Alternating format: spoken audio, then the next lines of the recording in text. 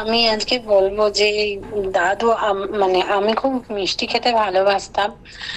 দাদু আমাকে, মানে দাদু নিজে কখনো মিষ্টি ছুঁয়েও দেখেনি, কিন্তু আমাকে কিভাবে, মানে ভক্তের আশা কিভাবে সবসময় পূরণ করতো। তা আমি অনেক, মানে যখন ছিলাম দাদুর কাছে, তো আমি খুব মিষ্টি খেতে ভালোবাসতাম। তো দাদু যেখানে যেত আমাকে খুব মন ভরে মিষ্টি খাওয়াতো। আর তখন আমি এতই মিষ্টি খেতাম যে আমার, মানে য- দিনে যখনই ঘুরতাম ফিরতাম আমার মিষ্টি খেতে ইচ্ছা করতো। তো একদিন সকালবেলা দাদু আমাকে আর তুয়াদিকে নিয়ে ঘুরতে যায় হাতিবাগানে। তখন আমরা অঞ্জুদির বাড়িতে ছিলাম। অঞ্জুদির বাড়ির থেকে আমাকে আর তুয়াদিকে নিয়ে দাদু ভোর 3টের সময় হাঁটতে বেরিয়েছিল। দাদু, আমরা সবাই জানি এখানে যে দাদু হাঁটতে খুব ভালোবাসতো। তো তখন আমাদেরকে নিয়ে হাঁটতে বেরিয়েছিল। তো তখন চারদিক সব বন্ধ ছিল, অন্ধকার। তো দাদু হাঁটতে হাঁটতে অনেক কথা বলেছিল। দাদু ওখানে মেডিকেল কলেজে দাদু পড়াশোনা করতো। কটেজ চার্চ যে স্কুলটা ছিল, ও তার পেছনে একটা বাড়িতে দাদু থাকতো। দাদুর একজন বন্ধুর বাড়ি ছিল, তার বাড়িতে দাদু থাকতো, ওখানে পড়াশোনা করতো। আর দাদু তখন একটা কথাও বলেছিল যে দাদু যখন, মানে যেখানে থাকতো সেই বাড়ির বন্ধুর মা, দাদু আর তার বন্ধু স্কুল থেকে ফিরে এলে তার বন্ধুকে, দাদুকে, মানে দাদুর বন্ধুকে তার মা গরম ভাত খেতে দিত, কিন্তু দাদুকে জল ঢালা ভাত খেতে দিত। কিন্তু এতে দাদুর কষ্ট হতো, কিন্তু কোনোদিনও সে দুঃখ পায়নি। সে আনন্দ মনে সেই ভাতটাই খেত, নুন দিয়ে মেখে সে খেয়ে নিত। তো এরকম হাঁটতে হাঁটতে দাদু অনেক ধরনের গল্প বলছিল। তো ফেরার সময় তখন আস্তে আস্তে একটু ভোর হয়েছে। তখন একটা মিষ্টির দোকান খোলা ছিল। দাদু আমাকে আর তুয়াদিকে নিয়ে মিষ্টির দোকানে ঢুকলো। ঢুকে বলল, তাকে জিজ্ঞেস কর সে কোন মিষ্টিটা এখানে খাবে। তো আমার যে পছন্দসই মিষ্টিটা ছিল, দাদু তুয়াদিকে বললো, তোর কাছে টাকা আছে, তাহলে তাকে এটা কিনে দে, বলে আমাকে কিনে দিল। শুধু তাই না, আমি যখন খাড়ু ভাজেও গেছি তখনও এই দেবাশিস কাকুকে দিয়ে একবার দাদু, দেবাশিস কাকু আর খাড়ু ভাজের এক মামা আছেন, ওনাকে দিয়ে দাদু আমার জন্য কত মিষ্টি আনিয়েছিল। আর রোজ দিন দাদু আমাকে মিষ্টি খাওয়াতো। তো এরকম শুধু যখন অসীম কাকুর বাড়িতেও থাকতাম তখনও দাদু অসীম কাকুকে বলতো যে সে খুব মিষ্টি খেতে ভালোবাসে, সুমনা কাকিমাকে, যে মা তাকে রোজ একটা করে মিষ্টি দিও। তো এরকম ভাবে আমি প্রায়, মানে আমাকে রোজই মিষ্টি খাওয়ানো হতো। এমনকি দাদু একবার খাড়ু ভাজা এক জায়গায় ঘুরতে গেছিল। তো দাদু সব ভক্তদের জন্য কতটা চিন্তা করে, হয়তো আমার নিজের দাদু দিদা থাকলেও হয়তো এতটা চিন্তা করতো না। একবার নাকি দাদুকে এক জায়গায় মিষ্টি খেতে দিয়েছিল, আমি সেখানে যাইনি। আমি ওই খাড়ু ভাজা কাকিমার বাড়িতে ছিলাম।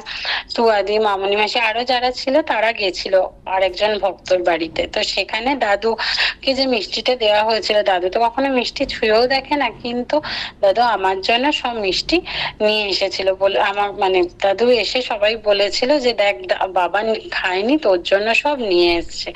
এই যে দাদুর ভালোবাসা, যে আমার জন্য চিন্তা করে যে দাদু নিয়ে এসেছে, তাকে দিয়েছিল, সে সেটা নিয়ে এসেছিল। এমনকি আমি এখনো যেখানে যাই সবাই জানে এটা, যে আমি খুব মিষ্টি খেতে ভালোবাসি। কিন্তু তাতে আমি যে এত মিষ্টি খেয়েছি, এখনকার দিনে সবাই বলে বেশি মিষ্টি খেলে নানান রকম রোগ হয়।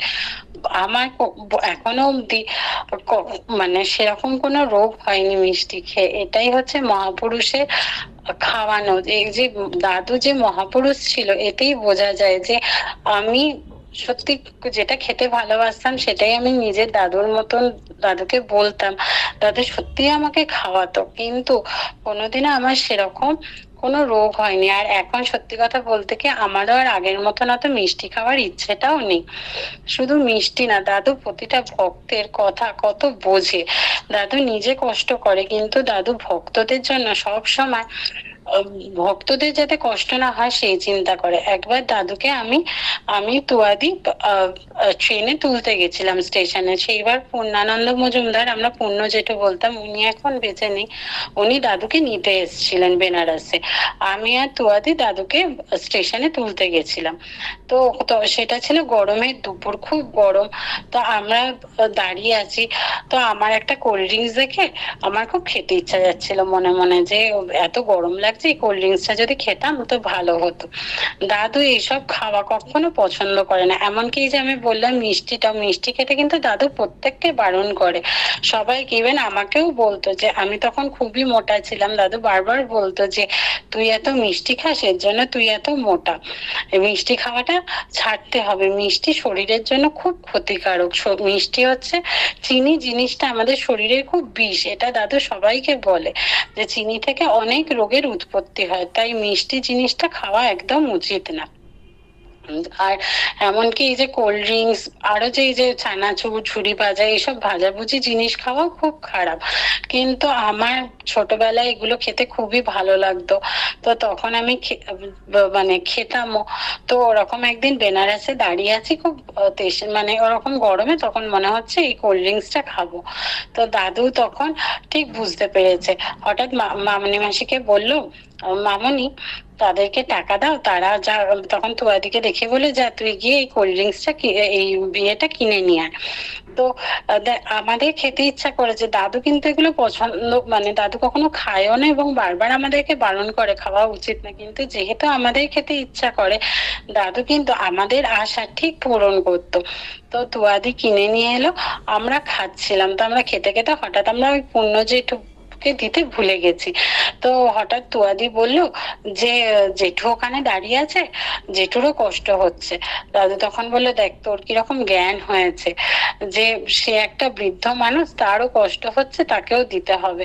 বলে যাই হোক, পুণ্য জেঠুকেও আমরা দিলাম, আমরা তিনজনে মিলে কোল্ড ড্রিঙ্কস খেলাম। কিন্তু ওই গরমের দুপুরে দাদু এক ফোঁটা জলও স্টেশনে দাঁড়িয়ে খেলো না, কিন্তু আমাদের যেহেতু কষ্ট হবে তাই আমাদেরকে দাদু কিনে দিল। দাদু সবসময় দেখতো ভক্তরা কি করে ভালো থাকে। এমনকি আমি এরকম দাদুর সাথে এখন ঘুরতাম, আমি আর তুয়াদি দাদুর সাথে অনেক জায়গায় গেছি।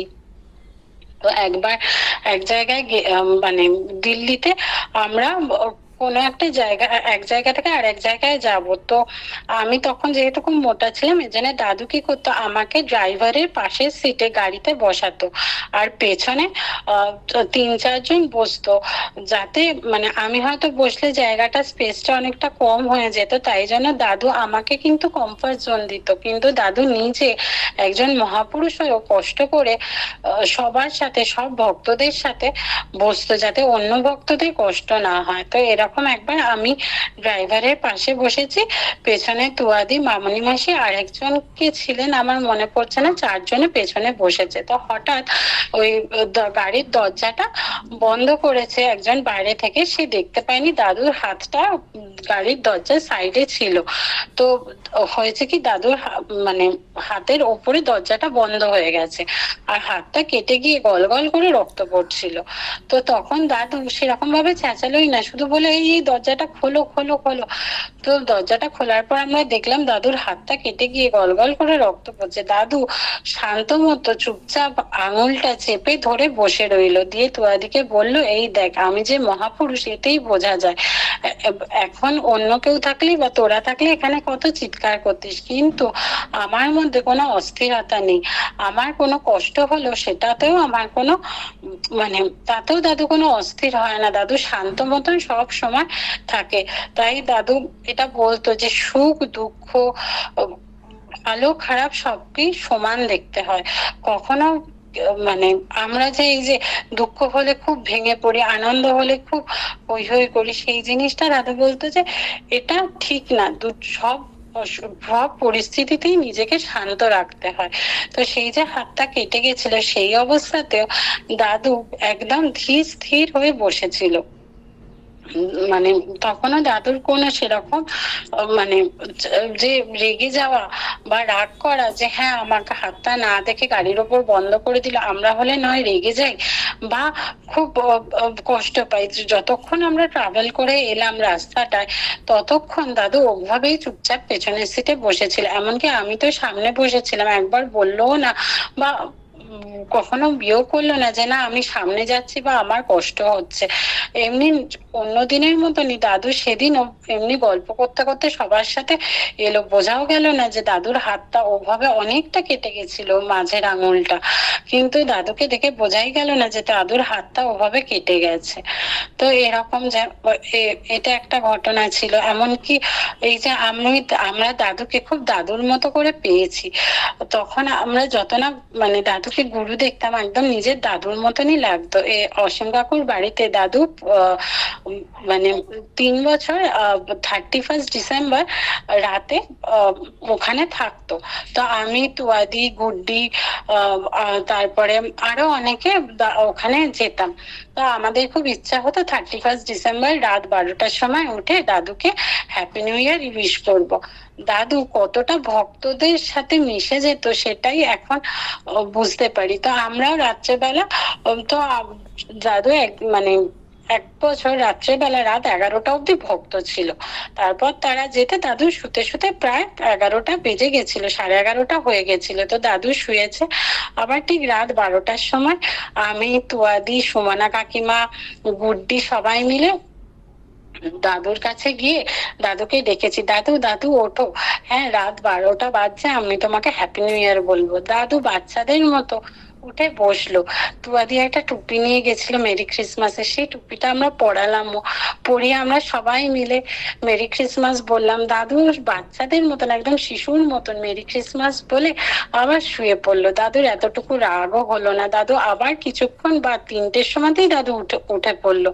কিন্তু ওই যে আমরা গিয়ে যে ওইটুকু ঘুমের মধ্যেও যে দাদুর ব্যাঘাত ঘটালাম, তাতে কিন্তু দাদুর এতটুকু রাগ নেই। দাদু হাসি মুখে আমাদেরকেও আমাদের মতো করে আনন্দ দিল, দিয়ে সে তো শুয়েও ছিল রাত 11:30টার সময়। তাতেও দাদুর কোনো বিরক্তি বা রাগ বা দুঃখ কিছুই ছিল না। আমরা যেরকম বলতাম দাদু আমাদের কাছে আমাদের মতো করেই আনন্দ দিত। সত্যি কথা দাদুর কাছে থাকাটা একটা জীবনের বিশাল বড় পাওয়া, একটা স্বর্গ সুখ। এত আনন্দ পৃথিবীতে কখনো কোনো সময়তেই পাওয়া যায় না।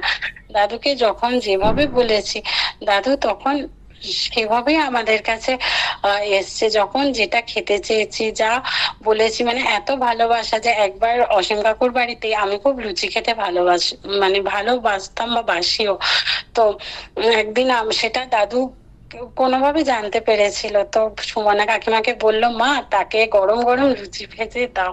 তো কাকিমাও আমার জন্য গরম গরম লুচি ভেজে নিয়ে এসেছিল। এই যে দাদুর কাছ থেকে, দাদুর সকল ভক্তদের কাছ থেকে এত এত ভালোবাসা পেয়েছি, সত্যি আমি সেটা মানে ভুলতে পারি না। যেখানেই গেছি সবাই আমাকে খুব খুব ভালোবেসেছে। সত্যি কথা এখনো কাকুরা কাকিমারা আমাকে খুব ভালোবাসে।